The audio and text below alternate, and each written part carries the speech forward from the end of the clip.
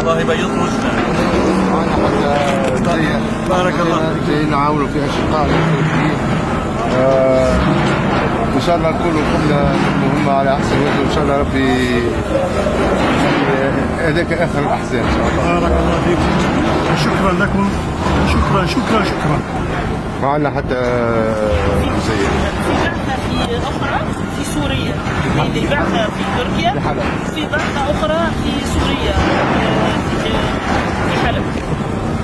نحن السوريين هون نرفع لكم اسمى ايات الشكر والعرفان والامتنان لاخوتنا التونسيين. والله بيضتوا الوجه، يعطيكم العافيه ولكم الاجر والثواب في الدنيا وبالاخره.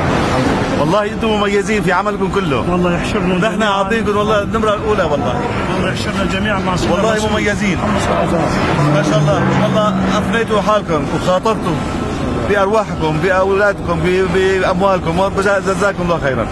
والله نحن عاجزين عن شكركم. والله الشكر على وجه. والله انتم ظهرتوا هلا كنا يعني بمظهر ما كنا نتخيلوا هيك. نحن السوريين هون بشكركم شكر عظيم جدا. بارك الله بيعطوكم درجه اولى والله بالاهتمام اللي عندكم والجوده اللي اشتغلتوها.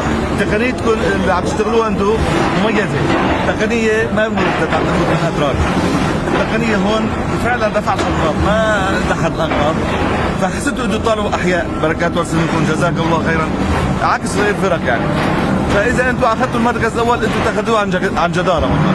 الحمد لله. جزاكم الله خيرا، بارك الله فيكم، وان شاء الله نقابلكم بالافراح ان شاء الله. إن شاء الله. بالافراح ان شاء الله، وتبقى تونس ان شاء الله سعيده مباركه. الله.